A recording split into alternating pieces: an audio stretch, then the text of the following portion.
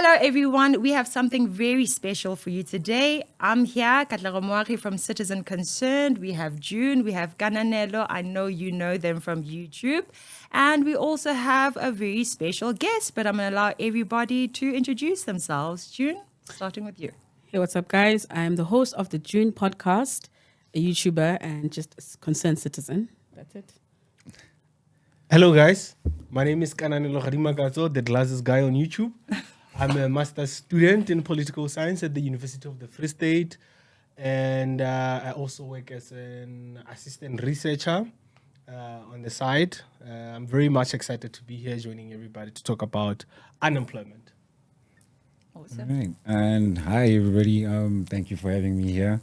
My name is Fhumulani Maboho. I lecture community-based governance. And yeah, I completed my master's in investigating government policies that are addressing unemployment. So yeah, I hope it will be a fruitful conversation. I'm sure it will. Let's start with you. From your research, what would you say are the roles of government and of citizens in the whole unemployment issue we're facing? Honestly, I would feel that while I was busy doing my research, yes, that was a very important question that I was also trying to answer myself as to, if anything, who should take the onus of being responsible for creating jobs in the country. And while researching, I came across a term for the right to work.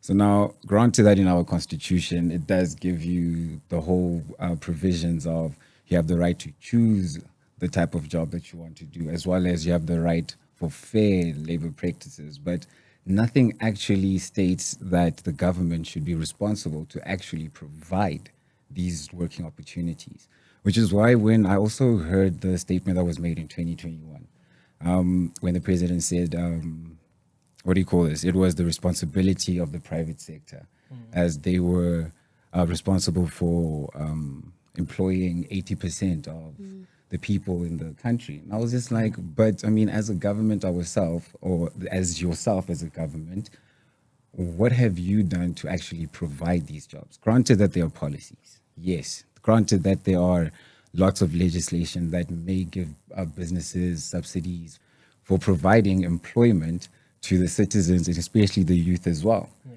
But what has government done themselves to actually provide these infrastructures that they can take credit and say, hey, listen, we actually gave the 8 million people jobs from the government initiatives. Yes, working together with the private and public sector, but most of this was due to the fact that we did give the infrastructure to actually provide the people with these jobs. Yeah. So when looking at it, I feel that when it comes down to it, people or the citizens do have a responsibility. Yes, put yourself out there, use all the available application forms. But I mean, all you can do is apply. All these Z83 forms that we all had to apply, waiting for responses, hey, wait for 2 months, but all you're doing is just sitting at home. Yeah. So now with that, if anything, if government is able to just literally take the ownership, and instead of giving businesses, not just instead, but with the inclusion of giving businesses these subsidies, they're actually themselves also providing these opportunities to the citizens. Basically, government employed citizens, whether it's in the whether it's in the IT department, whether it's in the farming department. We shouldn't just worry about what is Free State up to. Are there enough farmers there? Are there enough private farmers? No. Let the government also start their own farms, employ people. And the one thing that I liked about it was there's also infrastructure for this. Oh, South Africa is great at creating policies. We have safeguards. If anything, the one thing that I would say just needs more attention is the governance surrounding these policies, just the implementation aspect of things. And most importantly, the feedback. I mean, what are people saying about your policies? If they're not working, what are you doing to actually evaluate and actually try and address what is going on? So when it comes down to it, government should take the role. I'm just saying this is just from my own perspective. All right. And with me, governance plays a huge role in it. So with that, if government, or even at a constitutional level, if they just say that citizens have the right to work, and the right to choose to work in which department or which field, and also have the right to be protected under these labor laws, then that will also give government some sort of initiative or some sort of push to actually say, all right, it isn't just about private sector now. We also need to start providing these jobs. Okay. Yeah. So you mentioned that government ought to provide infrastructure that enables job creation. You mentioned policies that are involved in job creation and protection. And lastly, you also mentioned that the government needs to start playing a role in creating employment. Wouldn't you say that the private sector, which is you and I as citizens, are better employers than the government in that we often have the incentive to make sure that the jobs that we create not only are sustainable, but are, creating value, long-lasting value, compared to the government, who I think doesn't really have an incentive because, whether you do a good job as Fhumulani or you don't do a good job, if I give you 10,000 Rand, it's not my 10,000 Rand, it's someone else's 10,000 Rand. Don't you think we are better employers than the government would be? Oh, definitely. I'd say that the people themselves play a huge role with this employment part, which is why I'm going for the whole governance perspective. Governance allows for the whole collaboration between the government, the private sector, and the civil society. So I'm not trying to just say that private sector does not involve civil society, but when I mention about private sector, I'm talking about your companies, talking about your everyday people that are working in the streets. What they need, they are seen as the private sector. But then now when you're talking about the people themselves also are crying, because if they're unemployed, you also need to see why are they unemployed. You need to have infrastructure to actually go and evaluate whether or not these employment practices are actually addressing what your policies are actually addressing. So yes, the people are important, but the last thing that I've also realized is we are also incapable if we don't have any support from the government. So What now type of support? if we're talking about support, I'll probably just look at the aspect of personal service agencies. So now part of my research actually looked at, okay, I hear that you want the people to find jobs, but how are we finding jobs? I'm loving the fact that there is the National Youth, the NYDA. I'm happy that the PYEA is also there. I mean, on paper, all of those are creating jobs. The one thing that will need a bit more attention, especially within the Department of Employment and Labor, it will be more of a reform. So now what they need to start doing is there are 124, if I'm not mistaken, Department and Employment Labor facilities in South Africa, but only 5 of them, only 5 provide for employment centers. So now one outreach that, say, Germany uses is the fact that they get the people to actually register for these employment agencies. And then they provide them with the jobs in the sense that, listen, we have an opening at this place. Would you be willing to consider it? But now obviously Germany is more advanced, and so now, I mean, obviously within them signing up as well, they're also eligible to also receive some sort of payment. But with this payment, they have to ensure that they're working or they're at least within vocational education training so that they are at least working towards something. So now such an agency that would actually also not just allow the people to just put themselves out there, but also the government telling them that, listen, this is actually available. This is what we can do. As I said, the EPWP, great system, that one. But unfortunately, when I look at it, it's just that it focuses more on your whole labor intensive type of jobs. So now with that, I mean, I would like to also lay bricks and all those things, but can my vocational education be in accounting? So while I am still helping develop the country and everything, why can't I just study, say, accounting for free during that whole vocational education? So 3 years down the line, I've got my accounting degree. I'm not trying to lay bricks for the rest of my life, but at least some sort of options that the government themselves, can provide. Thank you so much. From what you mentioned, something that stood out is that the government promised over 120 centers, but only 5 of those are actually functioning as they ought to, Yes. which goes to show how often our government makes grand promises but fails to deliver. Kananelo, can you tell us what you think the government ought to provide or ought to be providing in terms of infrastructure? So in terms of infrastructure, I just think, well, let me mention the things that the government should just remove from their policies. There's a lot of red tape in terms of starting businesses. For example, one of my friends wanted to start a business where they sell the green stuff.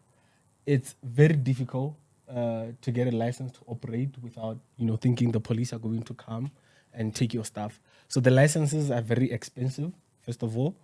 And when you have a business in South Africa, already income tax is a lot. You have to pay income tax. You also your business has to pay the tax to government. And when you use the money, you are still paying taxes.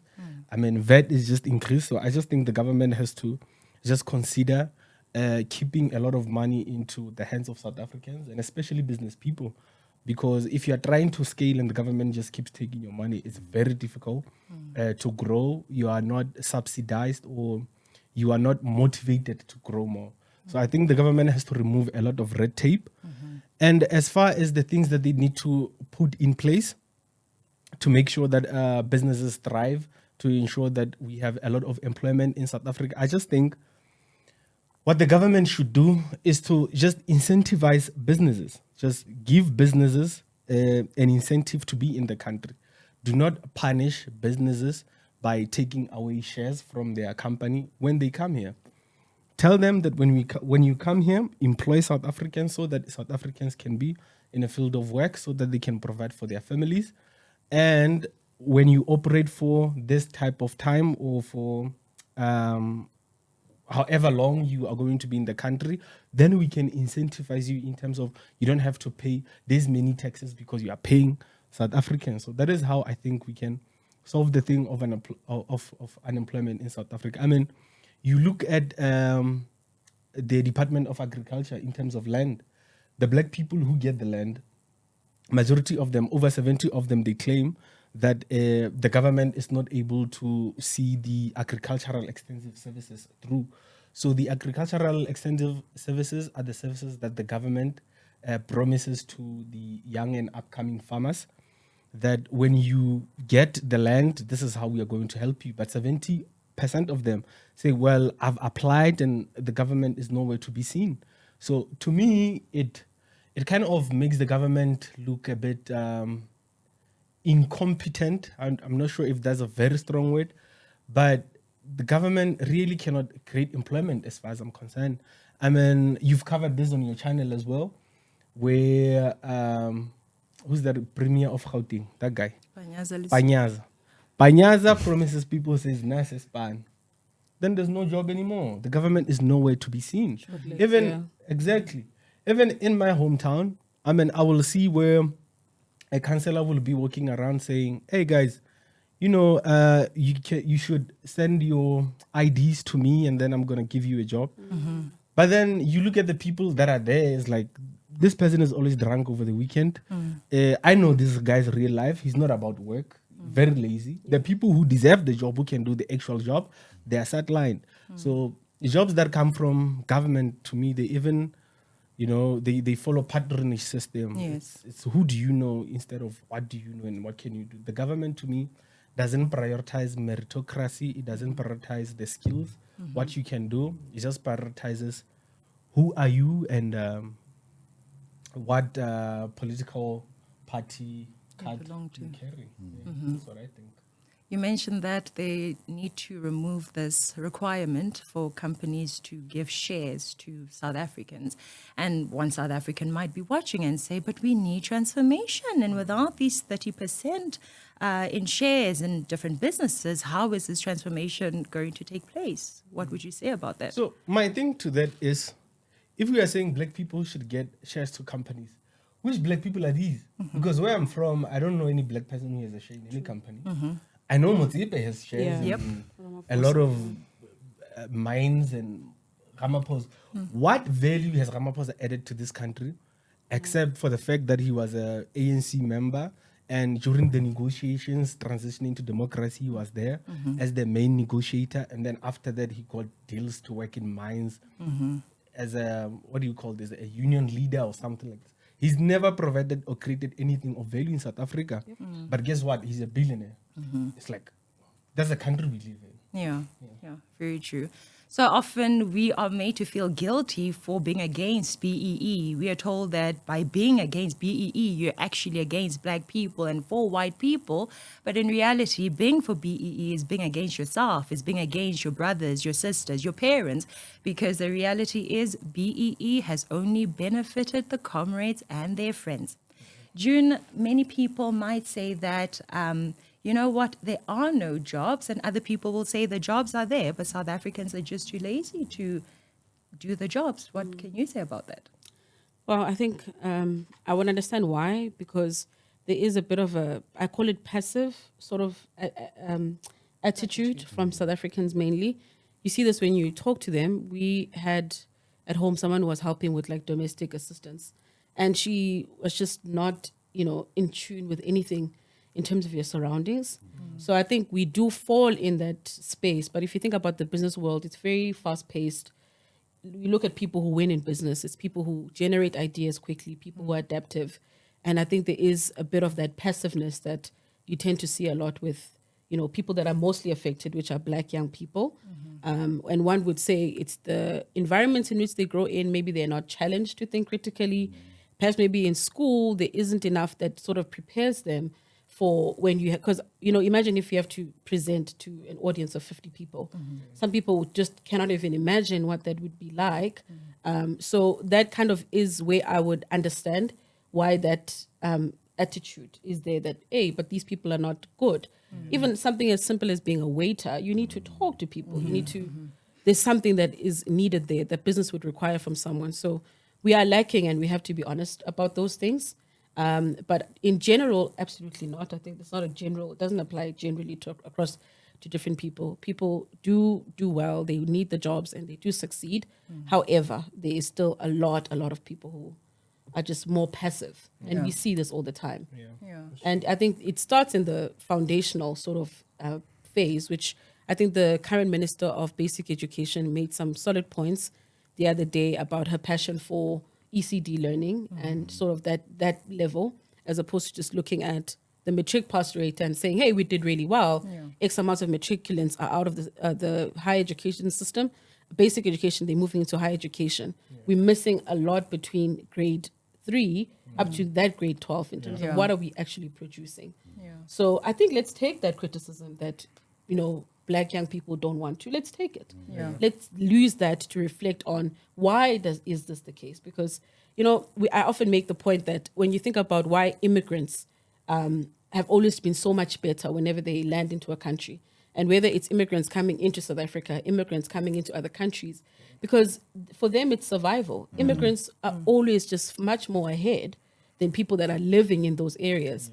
And as someone who comes from KwaZulu-Natal, coming into Gauteng, I found that when I got into Gauteng, there were people that were born in Joburg, in Gauteng, who just didn't realize what opportunities you guys have.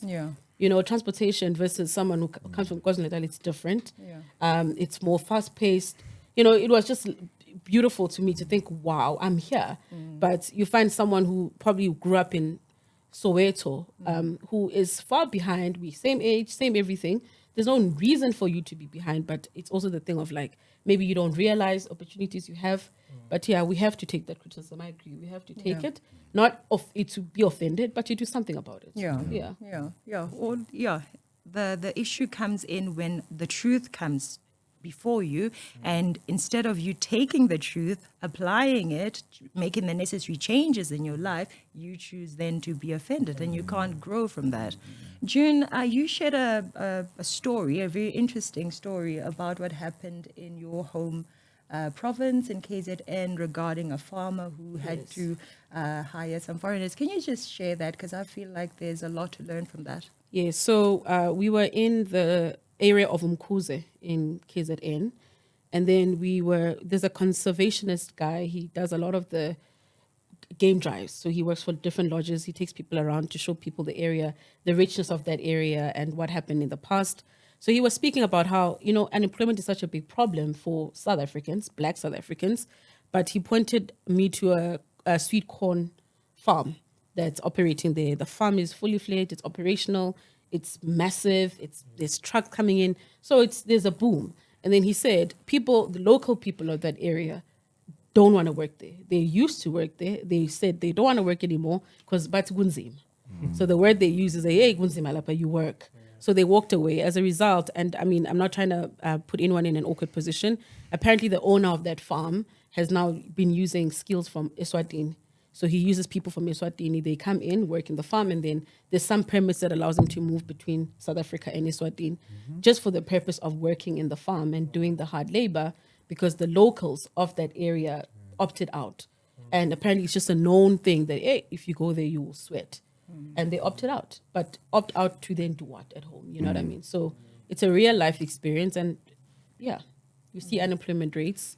We can link these things to those rates. Yeah. Did they maybe ever mention the idea of pay? Maybe we work more than we get paid. Of course, pay would be one, right? But if you think about how the farming thing works, it's hard labor, number one. So what is enough pay? You can look at it from that point of view, right? To say what is enough pay, and the fact that there's just willing people who can do it for as little as 1,000 rand. Yeah. It's not great, but that's another thing, that if you find yourself in an environment where it's, it's not, it's competitive.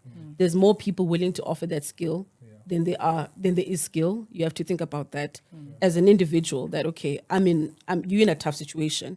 If there's 1 million people who can wait at a table, just know that you're not gonna. What are the chances of you setting your own paycheck? Yeah. It's not to say you must tolerate ill treatment or, like we're speaking about, rights. Yes. That is still important to be enforced. But I just think it comes with the territory. That it's a competitive space, and if there's 1 million people who can dig and pack corn into the truck, then you one in 1 million. And there's only so much that you can benefit from that. And you have to think about how to give yourself an advantage. Yeah. Just to add to that, I just want to ask though, it's a general question that goes to everyone. Just the government, the way it solves this thing of pay and hours, and they introduce the element of minimum wage. Yeah. So I just want to understand from everybody, what do we think about minimum wage? Is minimum wage a hindrance, or I particularly want to hear your opinion on it, because you wrote about these things. So I just want to, minimum wage, when we introduce minimum wage, do we incentivize more employment and do we encourage people to get into jobs? Or are we just incentivizing people from, a lot of people to be able to be in employment? I mean, she just mentioned that you could have a lot of people at a farm working, but because now the government could introduce minimum wage, it means the number of people that have to be hired there has to be cut, it has to go down, because minimum wage is probably more higher than what the farmer was paying. When I looked into minimum wage, it was just scaffolding. Minimum wage, or actually just even providing the minimum for minimum wage, it considers you also just looking at the performance of the business. If anything, is there enough capital? If anything, how many people can we actually afford? And what you just said now, it is true. I mean, you're going to find people that could probably just offer you 1,000 rand a month when you know that minimum wage for that sector is probably 4,500. But they can only give you 1,000 rand, but you need the work. With minimum wage, I wouldn't say that it's a hindrance. I mean, if it's enforced properly, as I said, I'm always looking at the governance perspective. If it's enforced properly, then you should be able to at least find a policy that can provide minimum wage with at least some sort of subsidy, maybe housing, so that whoever is doing the waiter job is at least getting something instead of just working off of tips, coming back home with only 50 rand a day because it was a bad day. But then monthly you have no security whatsoever. So as I said, when you're looking at minimum wage itself, the calculation, it's probably looking at how much South Africans are actually making. but I don't want to get too much into that because I'm not familiar with those numbers. But the overall premise of it, yeah, the minimum wage, I would not call it a hindrance, only if implemented effectively. What does implementing effectively mean? Sorry. Implementing effectively. Okay, so it's more of how you use the money. So now, if you're able to see that, as I said, I'm still on the forefront that, if anything, please believe that I am all for private businesses. If anything, private businesses for me, they should, if anything, they should enhance the business. I'm sorry, the government's image. So then, yes, work in conjunction with the private businesses and the citizens themselves. So now, a policy is saying surrounding minimum wage. If the government is able to set aside money, saying that whoever is saying involved within the EPWP, they should be able to gain a minimum wage of, say, anybody else that is required within other sectors. Because right now, EPWP people are getting what, 10 Rand to 11 Rand an hour or 15 Rand an hour, while the farmers in the other sectors are up to 23, 24 Rand an hour and still going up into other sectors as well. So now I just feel that if anything, if we could just get a minimum wage where we can still pay the people something that helps them survive while they're still trying to continue to pursue what they're actually trying to get to, say, whether it's in law or whatever it is, then honestly, a minimum wage would not be a hindrance, because then it also forces these companies to not exploit these workers. But there's a difference between exploiting and not affording to. Like if I start a business now and you tell me that I need to, let's say I hired two new graduates, right, to be whatever, my social media managers, for example, and I don't have that 4.5, right? I don't have it.